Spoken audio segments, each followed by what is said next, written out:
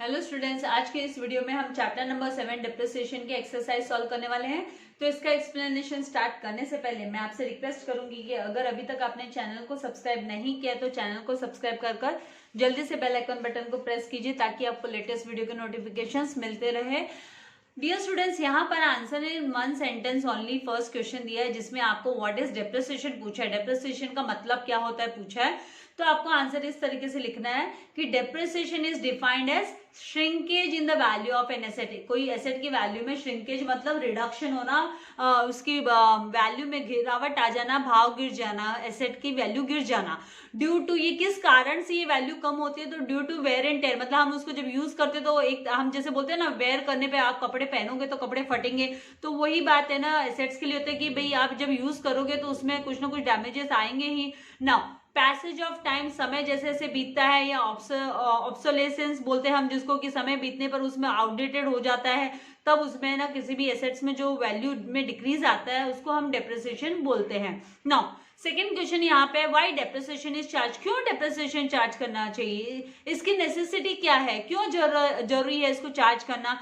अरे भाई, अगर हम डेप्रिसिएशन चार्ज नहीं करेंगे तो जो प्रॉफिट एंड लॉस हमको फाइंड आउट करना है बिजनेस में वो हम सही तरीके से फाइंड आउट नहीं कर पाएंगे, तो उसके लिए हमको इसको चार्ज करना होता है। तो इसको फिर इस तरीके से लिखेंगे कि depreciation is charge on fix assets. ये कौन से एसेट्स पे? ओनली फिक्स एसेट्स पे चार्ज होता है। याद रखिए, ये करंट एसेट्स पे नहीं होता है।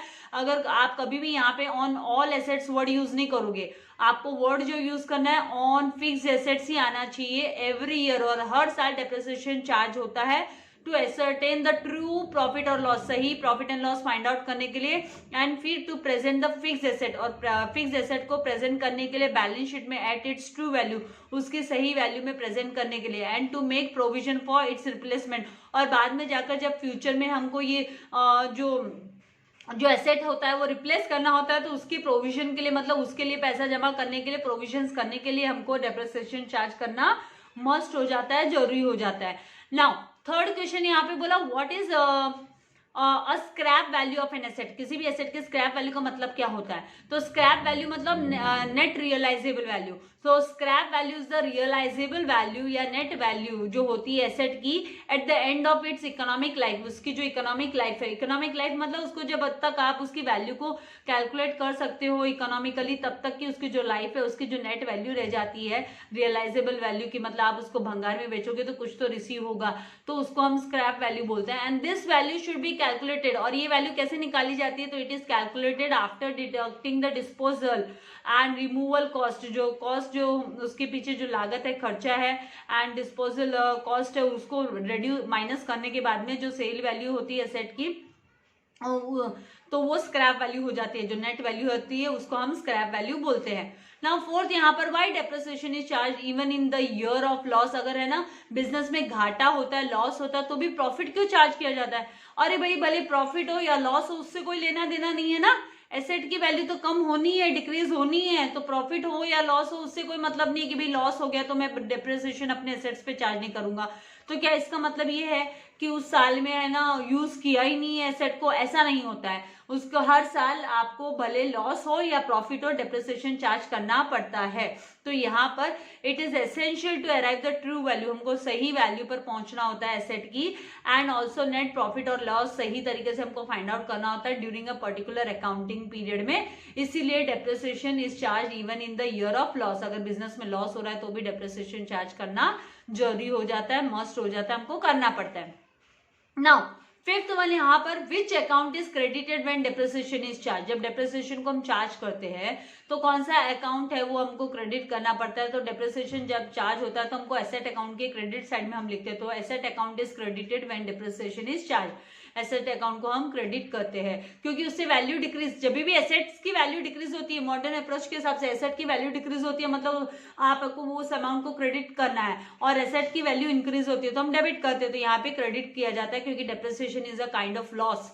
ये है ना आपका नॉन कैश एक्सपेंडिचर हो जाता है, तो इसको हमको है ना क्रेडिट करना होता है एसेट अकाउंट में। Now where is the profit और loss on sale of asset is transfer, जो भी प्रॉफिट या लॉस होता है जब एसेट को सेल किया जाता है, बेचा जाता है, तो वो कहां पर ट्रांसफर किया जाता है, तो ऑब्वियसली वो प्रॉफिट एंड लॉस अकाउंट में ट्रांसफर किया जाता है। इसके लिए हम यहाँ पर लिखेंगे कि प्रॉफिट और loss on sale of asset is transfer to profit and loss account, profit and loss account में ट्रांसफर किया जाता है। नाउ यहाँ पर 7th one, to which account balance on depreciation account is transfer, जो भी डेप्रिसिएशन अकाउंट का balance होता है वो कौन से अकाउंट में, कौन से खाते में ट्रांसफर किया जाता है, तो ये भी है ना, जो डेप्रिसिएशन अकाउंट का जो बैलेंस अमाउंट होता है वो भी प्रॉफिट एंड लॉस अकाउंट में ही ट्रांसफर किया जाता है।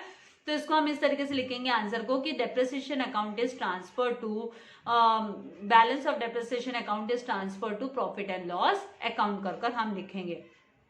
Now 8th question, what is the formula to calculate depreciation by straight line method, अगर हमको स्ट्रेट लाइन मेथड से डेप्रिसिएशन कैलकुलेट करना है तो उसके लिए फॉर्मूला क्या होगा, तो formula for calculating depreciation by straight line method, जो फॉर्मूला है वो इस तरीके से कि डेप्रिसिएशन पर एनम, पूरे साल का depreciation per annum is equals to original cost, जो है एसेट की जो ओरिजिनल कॉस्ट होती है उसमें से जो स्क्रैप वैल्यू है वो माइनस करना होता है हमको, और हमको डिवाइड करना होता है एस्टिमेटेड लाइफ ऑफ एसेट, जो कि इन ईयर्स हम है ना, ईयर्स में हम साल के हिसाब से हम उसको डिवाइड करते हैं इन ईयर्स, उसकी कितने 10 साल की उसकी लाइफ है क्या एसेट की, या 20 साल की है, या 15 साल की है, या 8 साल की, इस के हिसाब से हमको डिवाइड करना पड़ता है कि कितने नंबर ऑफ ईयर्स वो एसेट है ना बिजनेस में रहने वाला है।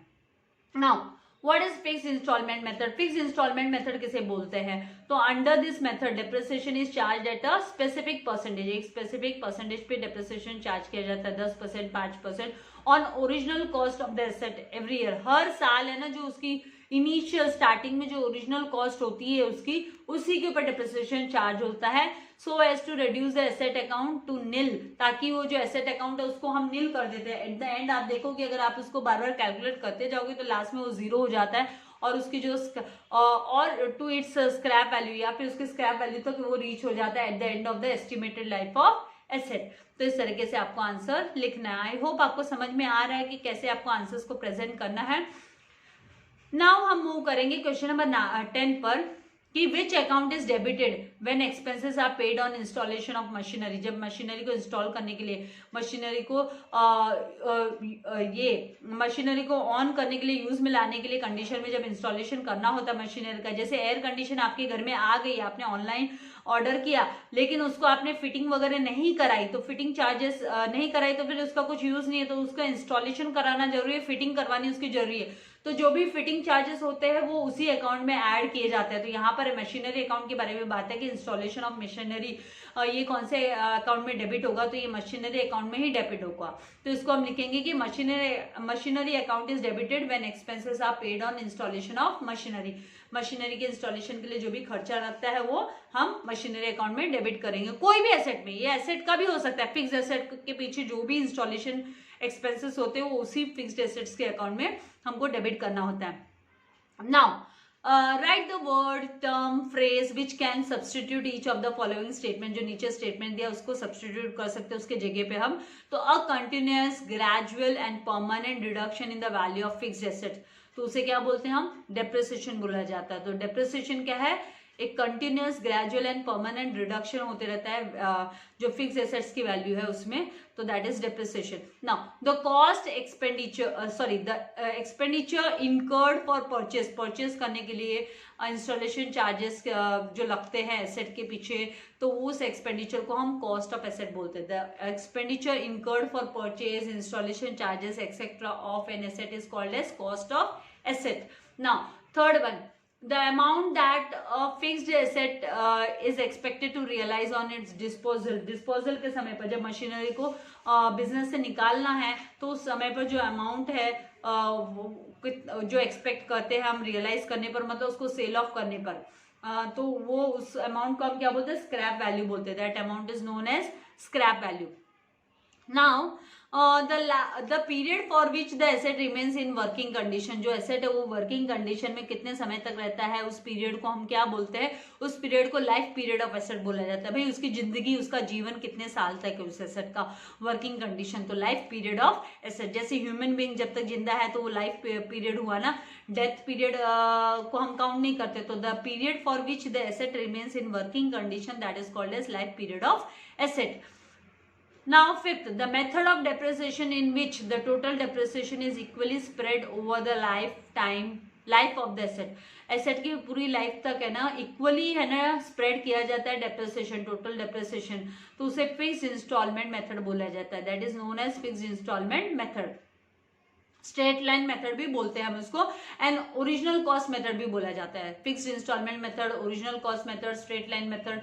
नाउ नेक्स्ट है यहाँ पर sixth one, the method of depreciation in which the rate of depreciation is fixed but the amount of depreciation reduces every year. हर साल जो डेप्रिसिएशन का अमाउंट है वो रिड्यूस होता है, तो उसे हम क्या बोलेंगे, तो उसको हम रिड्यूसिंग, हर साल रिड्यूस हो रहा है, reduces every year, reduces every year आपको हिंट देता है कि रिड्यूसिंग बैलेंस मेथड है। एंड इक्वली हम बात करते हैं तो इक्वली मतलब फिक्स्ड, इक्वली सबको स्प्रेड है मतलब fixed installment. Now the type of asset on which depreciation is charge, कौन से टाइप के एसेट्स पे डेप्रिसिएशन चार्ज किया जाता है, तो ओनली ऑन फिक्स्ड एसेट्स, तो हम यहाँ पर लिखेंगे आंसर में फिक्स्ड एसेट्स।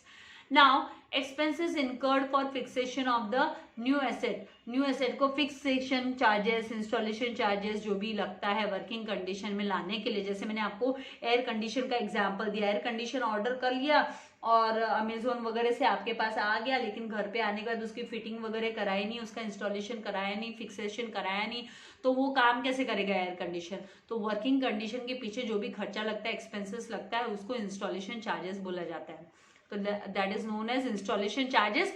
एंड वो चार्जेस को हम है ना उस एसेट की कॉस्ट में ही ऐड करते हैं, कॉस्ट ऑफ एसेट में वो आता है, अमाउंट हमको लिखना होता है, तभी तो हम उस फिक्स एसेट्स के डेबिट में ही हम उसको दिखाते हैं, प्रेजेंट करते हैं। Now excess of selling price of fix assets, selling price जो है फिक्स एसेट्स के वो जब ज्यादा होता है over the return down value, उसकी जो बची हुई वैल्यू है उसके ऊपर जो भी उसकी सेलिंग प्राइस उससे ज्यादा होती है, समझो है ना डेप्रिसिएशन माइनस करते करते है ना 8,000 है ना उसकी डेप्रिसिएशन वैल्यू, 20,000 की एसेट का 8,000 रिटर्न डाउन वैल्यू 8,000 आ गया और बाद में उसको कुछ सालों के बाद में बेच दिया 10,000 में, तो है ना रिटर्न डाउन वैल्यू 8,000 है और 10,000 सेलिंग प्राइस है, तो मतलब 2,000 का profit on sale of asset हुआ, तो उसको हम लिखेंगे profit on sale of asset. Now 10 method of depreciation that can not reach to zero value, कौन से मेथड में डेप्रिसिएशन है ना वो जीरो तक नहीं पहुंचता, तो डिमिनिशिंग बैलेंस मेथड में,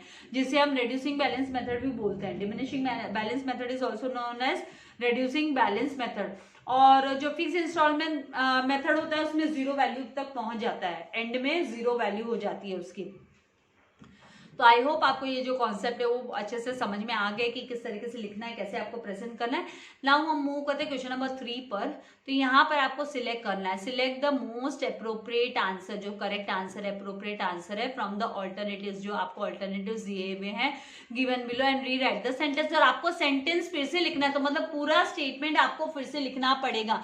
मैंने यहाँ पे स्टेटमेंट लिखा नहीं है, मैंने खाली आपको आंसर की हाईलाइट्स दे रही हूँ, जैसे कि decrease in the value of fixed assets is known as, जब है ना डिक्रीज होती है वैल्यू, कम होती है फिक्स्ड एसेट्स की, तो उसको हम डेप्रिसिएशन बोलते हैं, तो that is known as depreciation. तो decrease in the value of fixed assets is known as depreciation, आपका आंसर होगा। देन सेकंड क्वेश्चन, पूरा स्टेटमेंट आप कैसे लिखोगे, आपका आंसर इस तरीके से लिखोगे कि decrease in the value of fixed asset is known as depreciation. क्यों पूरा स्टेटमेंट लिखना है, क्योंकि आपको रीराइट करने बोला है, रीराइट द सेंटेंस बोला है। Now second, depreciation is charge only on fix assets, आपको जो आंसर आएगा वो फिक्स एसेट्स, तो पूरा का पूरा statement depreciation is charge only on fix assets, current assets पे नहीं आएगा, नॉन परफॉर्मिंग पे भी नहीं आएगा, फिक्टिशियस एसेट्स पे भी नहीं आएगा। Now next, the amount spent on installation of new machinery, नई मशीनरी को इंस्टॉल करने के लिए जो अमाउंट खर्चा किया जाता है, स्पेंड किया जाता है, इज अ डैश एक्सपेंडिचर। तो कौन से टाइप का एक्सपेंडिचर होगा, उसको हम रेवेन्यू एक्सपेंडिचर नहीं बोल सकते, क्योंकि इंस्टॉलेशन के लिए लगता है तो वो कैपिटल एक्सपेंडिचर आएगा, क्योंकि वो लॉन्ग टर्म के लिए होता है, तो हम उसको कैपिटल एक्सपेंडिचर लिखेंगे। डिफर्ड रेवेन्यू भी नहीं होगा, इनकम भी नहीं होगा। तो the amount spent on, spent है तो एक्सपेंडिचर ही है पहली बात, तो spent on installation of new machinery is a capital expenditure. Now fourth, the amount that a fixed asset is expected to realize on its disposal, तो उस disposal के समय पर वो कितने में रियलाइज होना चाहिए, तो उस अमाउंट को हम क्या बोलते हैं, तो is known as scrap value. Scrap value, तो आपको पूरा का पूरा स्टेटमेंट, the amount that fixed asset is expected to realise on its disposal is known as scrap value कर लिख रहा है। यहाँ पे बुक वैल्यू भी नहीं आएगा, मार्केट वैल्यू भी नहीं आएगा, ओरिजिनल वैल्यू भी नहीं आएगा, स्क्रैप वैल्यू बचा कुचा उसका जो अमाउंट है वो। Now fifth, the amount of depreciation reduces year after year। हर साल आप देखोगे कि उसका जो अमाउंट है वो डिक्रीज होते जाता है, डेप्रिसिएशन डिक्रीज होते जाता है। डेप्रिसिएशन का जो अमाउंट है तो वो रिटर्न डाउन वैल्यू मेथड में होता है, फिक्स्ड इंस्टॉलमेंट मेथड में भी नहीं होगा, डेप्रिसिएशन फंड मेथड में भी नहीं होगा, रीवैल्यूएशन मेथड में भी नहीं होगा, रिटर्न डाउन वैल्यू मेथड। तो आपको याद रखना है WDV method, written down value method. हर साल हम उसका है ना डेप्रिसिएशन माइनस करने के बाद जब नेक्स्ट ईयर डेप्रिसिएशन हम कैलकुलेट करते हैं तो रिटर्न डाउन वैल्यू पर करते हैं। Then sixth one, the amount of depreciation remains constant every year under, कौन से इसके अंडर में every year constant depreciation रहता है, तो स्ट्रेट लाइन मेथड में रहता है। डिमिनिशिंग बैलेंस मेथड में नहीं रहेगा, डिमिनिशिंग बैलेंस मेथड को हम रिटर्न डाउन वैल्यू मेथड भी बोलते हैं, रीवैल्यूएशन मेथड में भी नहीं रहेगा, एंड इंश्योरेंस पॉलिसी मेथड में भी नहीं रहेगा। ये मेथड ऐसे ही आप लोगों को जस्ट ऐसे दिए, यहाँ पे straight line method and diminishing method हम लोग सीख रहे हैं, तो उसमें से स्ट्रेट लाइन मेथड मतलब same constant straight line, graphically ये जो है ना ग्राफिकली एक्स एक्सिस के पैरेलल रहती है ये line. Now the balance of depreciation account is transfer to, जो बैलेंस होता है डेप्रिसिएशन अकाउंट का वो कहाँ पे ट्रांसफर करते हैं हम, तो प्रॉफिट एंड लॉस अकाउंट में ट्रांसफर करते हैं। नाउ यहाँ पर फोर्थ क्वेश्चन पे हम आ गए हैं, तो यहाँ पर मैं आप लोगों को क्वेश्चन नंबर 7 तक प्रोवाइड करने वाली हूँ, एंड 8th क्वेश्चन है ना मैं आपको सॉल्व करके कैलकुलेशन पार्ट से, तो मैं आपको सॉल्व कर दिखाने वाली हूँ। नाउ यहाँ पर डेप्रिसिएशन इज चार्ज ऑन, यहाँ पे आपको ट्रू एंड फॉल्स बताना है, एंड वो भी विथ रीजन बताना है। तो यहाँ पर depreciation is charge on fix assets, जब फिक्स एसेट्स पे जब डेप्रिसिएशन चार्ज होता है, ये सही बात है क्या, तो ट्रू, ये सही है। तो हमको रीजन देना है कि fix assets are use for a long period, लंबे समय के लिए यूज किए जाते हैं, of time, and to spread over the cost of the fix asset, और तो की है ना जो फिक्स एसेट की जो कॉस्ट है उसको स्प्रेड ओवर करने के लिए over the useful of that asset, तो हमको हमने उसको यूज किया है तो उसको स्प्रेड करने के लिए हमको है ना डेप्रिसिएशन है वो फिक्स एसेट्स पे चार्ज करना होता है। देन सेकेंड, यहाँ पर depreciation increases the value of asset, value कम करता है उल्टा एसेट्स की, उसकी वैल्यू घट जाती है, तो यहाँ पर हम लिखेंगे फॉल्स। तो depreciation decreases the value of asset of the asset, हम लिखेंगे depreciation decreases the value of the assets. Now third, balance of depreciation account is transfer to profit and loss account, तो ये सही बात है, ट्रू, हम true लिखेंगे and answer में लिखेंगे डेप्रिसिएशन क्या है, तो ये बिंग द नॉमिनल वैल्यू है, ये नॉमिनल वैल्यू होती है एसेट की, इसीलिए इसको है ना नॉमिनल अकाउंट है जो प्रॉफिट एंड लॉस अकाउंट उसमें हम ट्रांसफर कर देते हैं। नाउ द प्रॉफिट और loss on sale of asset, fix asset is ascertain only after charging depreciation, depreciation charge करने के बाद ही इसको एसर्टेन करते हैं हम, मतलब इसको कैलकुलेट करते हैं। तो fix assets asset after charging depreciation gives the net value, वो सही नेट वैल्यू देता है एसेट की, एंड सो एक्चुअल प्रॉफिट और लॉस कैन बी कैलकुलेटेड, तो उसकी हेल्प से हम है ना एक्चुअल में क्या प्रॉफिट हुआ है बिजनेस में, क्या लॉस हुआ है, वो हम कैलकुलेट कर सकते हैं, एसर्टेन कर सकते हैं। Now fifth one, wages paid for installation of machinery, machinery को यूजेबल कंडीशन में लाने के लिए जो भी वेजेस पे किया गया वो वेजेस अकाउंट में डेबिट करेंगे क्या, गलत। मैंने आपको बोला जो भी इंस्टॉलेशन चार्जेस है, कैरियज है, वेजेस है, वो सबके सब है ना फिर वो फिक्स एसेट में ही ऐड होते हैं, भले वो मशीनरी हो, भले वो एयर कंडीशन हो, भले वो फर्नीचर हो, तो यहाँ पर डेबिटेड टू मशीनरी अकाउंट आना चाहिए। तो यहाँ पे फॉल्स स्टेटमेंट हो गया, wages paid for installation of machinery are debited to machinery account. Now, it is not necessary to provide depreciate an asset if it is not in use। अरे ऐसा थोड़ी ना होता है, आप देखो ना, आप कोई भी फर्नीचर खरीद कर घर में रख लो, आपने वो 10,000 में खरीदा, आपको अगले साल 20,000 कोई देने वाला मिलने वाला है क्या, नहीं मिलेगा। भले आपने उसको यूज नहीं किया, अनटच रखा है, फिर भी ऐसा नहीं होता है। तो यहाँ पर इट इज नॉट नेसेसरी, आप बोलोगे कि वो ऑब्सोलेट हो गया, वो पुराना हो गया, आउटडेटेड हो गया, तो it is not necessary to depreciate an asset if it is not in use, तो ये फॉल्स स्टेटमेंट है। It is necessary to depreciate an asset if it is not in use also. Now depreciation is charge on current assets only, तो गलत है, ये तो है ना फिक्स एसेट्स पे चार्ज होता है, खाली करंट एसेट्स पे थोड़ा चार्ज होता है, तो हमको लिखना है false, depreciation is charge on fix assets only. Now 8th one, depreciation need not be charge when business is making losses, तो ये भी गलत बात है। कौन बोल दिया कि लॉस कर रहा है बिजनेस तो है ना डेप्रिसिएशन चार्ज मत करो, तो क्या उस एसेट को हमने यूज किया नहीं है, क्या वो एसेट पुराना नहीं हुआ है हमारे पास पड़े पड़े, हमें डेप्रिसिएशन चार्ज करना ही पड़ेगा, तो ये फॉल्स स्टेटमेंट हुआ। आंसर में हम लिखेंगे depreciation need to be charge even business is making profit और loss. Now 5th, complete the following sentence, तो depreciation is charge on dash assets, तो आपको लिखना है fix assets. Wages paid for installation या fixation of machinery is debited to machinery account. In fact कोई भी fix assets पे अगर इंस्टॉलेशन या फिक्सेशन के लिए वेजेस पे किया गया तो वो उस पर्टिकुलर फिक्स एसेट्स में ही जाता है, उसके ही अकाउंट में जाता है, डेबिट होता है। Under dash system the amount of depreciation changes every year, हर साल चेंज होता है, वो डिमिनिशिंग बैलेंस होता है। फिक्स इंस्टॉलमेंट में चेंज नहीं होता है, इवन रहता है, इक्वल रहता है हर साल। Now depreciation is equals to formula cost of asset less scrap value, मतलब minus scrap value divided by estimated working life of the asset. 5th, gradual and permanent increase in the value of asset is known as depreciation, उसे हम depreciation बोलते हैं। In fix installment system the amount of depreciation is constant every year, हर साल constant रहेगा, same रहेगा। The next यहाँ पर dash is the value which 7th one, the amount spent on installation of machinery is, कौन सा expenditure हुआ, तो कैपिटल एक्सपेंडिचर हुआ, क्योंकि मशीनरी लॉन्ग टर्म के लिए यूज होने वाली है और उसको जो वर्किंग कंडीशन में लाने के लिए इंस्टॉलेशन चार्जेस पे किया जाता है वो कैपिटल एक्सपेंडिचर होता है। Then dash is the value which an asset realizes at the end of its useful life, तो that is scrap value बोलते हैं उसको हम। Depreciation account is a nominal account, तभी तो इसका जो balances होता है वो है ना कहाँ पे ट्रांसफर होता है, प्रॉफिट और लॉस अकाउंट में। Then depreciation is derived from the Latin word depretium, depretium से ये आया है, Latin word depretium से। तो आई होप आपको समझ में आ गया क्वेश्चन नंबर 5 कैसे आपको कंप्लीट करने सेंटेंसेस। अब हम आते हैं अग्री और डिसअग्री पे। आपको है ना फॉलोइंग स्टेटमेंट में जस्ट आपको खाली अग्री है या डिसअग्री है बस उतना ही लिखना है। डू यू अग्री और disagree with the following statement. आपको रीजन नहीं पूछा है, रीजन पूछा होता तो रीजन भी देना पड़ता। Depreciation is non cash expense, तो ये सही बात है, जो डेप्रिसिएशन है वो नॉन कैश एक्सपेंडिचर होता है, मतलब इसके लिए कोई खर्चा नहीं करना पड़ता है, ये है ना अपने आप वैल्यू कम हो जाती है, डिक्रीज हो जाती है, जो एसेट हमने पहले से खरीदा हुआ है fix assets. Now under written down value method the depreciation curve slopes parallel to x axis, नहीं रिटर्न डाउन वैल्यू में नहीं होता है, मैं आपको रीजन भी बता देती हूँ, ये स्ट्रेट लाइन मेथड में होता है कि है ना कांस्टेंट डेप्रिसिएशन होने की वजह से स्ट्रेट लाइन मेथड में क्या होता है कि जो स्लोप है कर्व जो है वो है ना पैरेलल होती है एक्स एक्सिस के, तो यहाँ रिटर्न डाउन वैल्यू में नहीं होता है ऐसे, तो इसको हम डिसअग्री बोलेंगे, क्योंकि रिटर्न डाउन वैल्यू में तो हर साल है ना डेप्रिसिएशन है ना वो डिक्रीज होते जाता है। The rate of depreciation depends upon the life of the fix assets, तो अग्री ये सही बात है, फिक्स एसेट्स की लाइफ पे डिपेंड करता है rate of depreciation.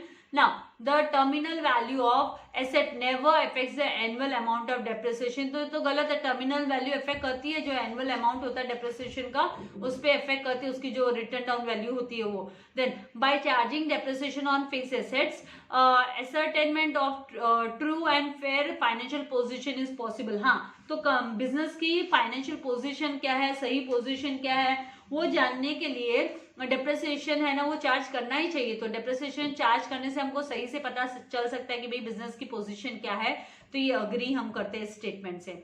Now last यहाँ पे क्वेश्चन नंबर 7 और उसके बाद में क्वेश्चन नंबर जो 8 है वो मैं आपको है ना नेक्स्ट वीडियो लेक्चर में आप लोगों के लिए अपलोड करूंगी, जिसमें मुझे कैलकुलेशंस आप लोगों को बताने होंगे कि आपको कैसे कैलकुलेट करने हैं।